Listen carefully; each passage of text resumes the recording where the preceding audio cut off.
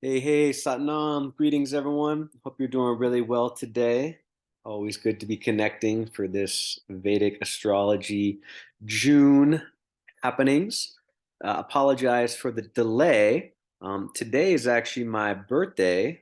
This is being recorded on June 3rd, so I'm turning 35 today. And I was on a little bit of a vacation and a retreat for the last week and a half, just kind of unplugging and um, honestly just enjoying, life, which is what this whole thing's all about. So excited to be doing this. As this is my birthday, I wanted to just bring something up, which is a really cool concept in the Vedic astrology, which is known as Varshpal. Varshpal, they call it. And it's a very specific Vedic astrology reading that is done at the time of one's birthday. And this is a very significant date because it marks the return specifically of the sun to the point in the zodiac where it was when we were born. And the sun represents consciousness, it represents the self, it represents the ego. And so there's something that is done that we look at a snapshot of the sky at the present moment where things are at the time of a solar return. So for me, I would look at what the zodiac is right now, and that would give me a little bit of an indication of the energy of the upcoming year. So it's a way to get a feel for this upcoming year specifically.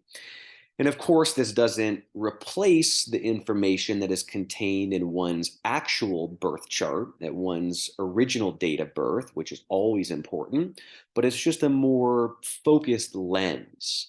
So if that's something that you're ever interested in doing, definitely it's a very recommended practice in Vedic astrology to do readings at the time of your birth. So with that, let's get into this forecast of what things are looking like for the month of June. So I'll go ahead and share my screen here so we can take a look at this together. All right. So this is right now the morning of June 3rd. And, what I will say for this month, in my personal opinion, is that things have definitely smoothed out a little bit over the last month. And maybe you felt that, especially since the lunar eclipse that took place on May 5th. We had that solar eclipse that was pretty intense on April 19th. Then we had the lunar eclipse on May 5th. And, those, in my opinion, were very intense periods energetically, as eclipses always are. And since then, things have really smoothed out quite a little bit. There's been a lot of, I would say, softening that's taken place. And I'll just highlight a few of those things and then maybe give some practices for this month that you might want to consider. So, first off, right now, the sun is in Taurus. It moved into Taurus on May 15th. And this is a nice change for the sun because previously it was in Aries. Aries is a fire sign. The sun is really strong in Aries. So it created a lot of heat, a lot of, in Ayurveda, what we would call pitta. And pitta is fire. And when there's too much pitta, it leads to anger, it leads to judgment, it leads to confrontation, it leads to burnout. And the sun now is in Taurus, which is an earth sign. So we have more stability, we have some groundedness, we have some softness as well. And Taurus is ruled by the planet Venus, which is love. It's that Anahata chakra, the heart center. And so there's again a different energy compared to the sun being in Aries. Taurus is all about, harmony to a big degree as well, and relationships and stability in one's home and one's environment. So, I think that energy is quite a bit more present than before. And the sun will be in there for about the next week and a half before it moves into Gemini. Now, in addition, we've got a pretty, I think, the most important, in my opinion, kind of sign for this month specifically is the constellation of Cancer. Cancer is ruled by the moon, and Cancer is a water sign. And in Cancer right now, we have both Venus, which just moved in there a couple days ago, and we have Mars. And this is significant because, especially for Mars, again, Mars is Pitta, Mars is fire, Mars is drive and intensity and will. But in the constellation of Cancer, Mars is what we call debilitated. Debilitated. It's the weakest position that Mars can be in the whole entire zodiac. So, it can be a double-edged sword because, in a large degree, when we have a healthy Mars, it's what gives us that drive and that ability to manifest things in our life. And so when it's debilitated, a lot of times maybe we won't feel as motivated, we won't feel as intense, which can be a good thing for some of us, myself being one of those people. And so you may feel a little bit maybe less inclined, a little bit less driven. And so just be aware of that. It could be a time for some softening, for some rejuvenation, again, for really that water element to be more dominant. And with Venus being in there, Venus kind of likes being in Cancer because Venus is a watery planet. It has a lot to do with, again, relationships, love, devotion, more that feminine energy. And Cancer does too, being ruled by the moon.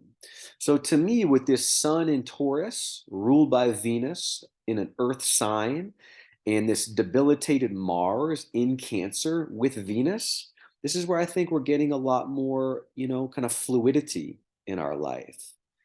And at the same time, this is a very powerful combination having Venus and Mars together because Venus is kind of like the feminine energy of sensuality and sexuality, and Mars is that masculine energy of sexuality.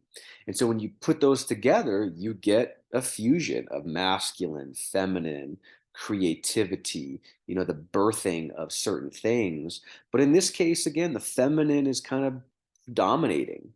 Um, and Venus is what they call Shukra in Ayurveda and Vedic astrology. And Shukra is semen, it's the egg. And so there is this life force. It's not just the act of sex itself, which it very much can be, but it's the actual prana and the life force that permeates and inseminates everything in creation. And this is what creates what they call ojas. Ojas is vitality.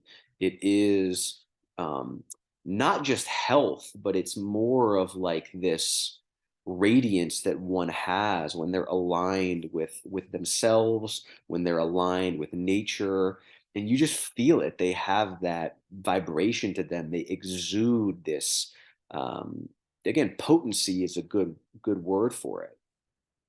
So I think again, this is a good month to be really present to those energies, to ground oneself, to really stabilize one's Muladhara chakra, one's Svadhisthana chakra, and from there, then you can really apply it into life in the third chakra, Manipura, into the heart, Anahata, and really have that solid, vessel and that solid container that is really balanced and nourished, especially.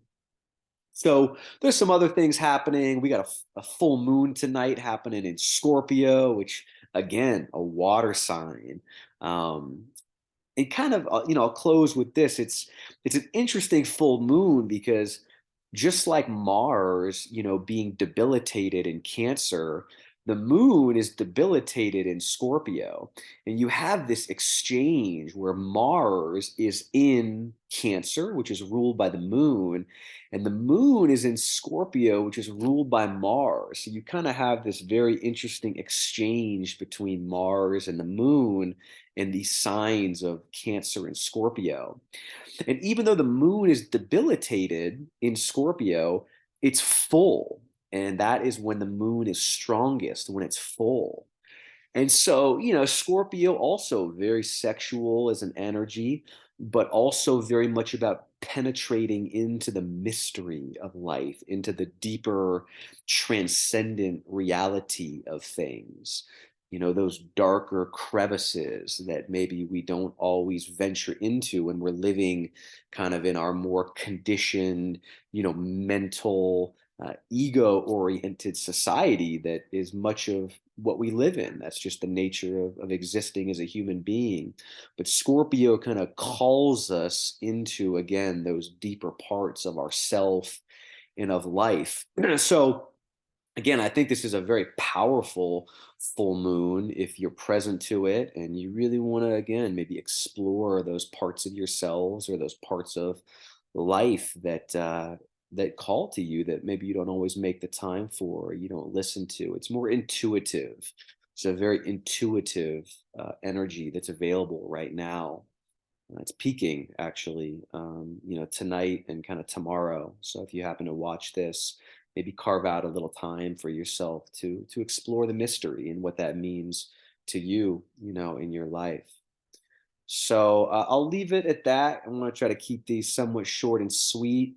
But yeah, be present to the Mars energy, in your life if you need to turn it up a little bit because it is debilitated. So maybe you need to, dig a little bit deeper and kind of tap into that fire and maybe not as available as it usually is, but maybe you want to really enjoy having it be a little bit dimmer and, letting that Venus energy and the moon energy kind of predominate. And there's some other things, I'll talk about in next month's forecast that'll kind of carry over, but those are the big ones. So, as always, I just really encourage you to, in whatever way, shape, or form, find a way to apply this in your life that's personal to you. Every one of us is going to resonate differently with these energies, but having a personal relationship in a way that is meaningful, I think, is always important.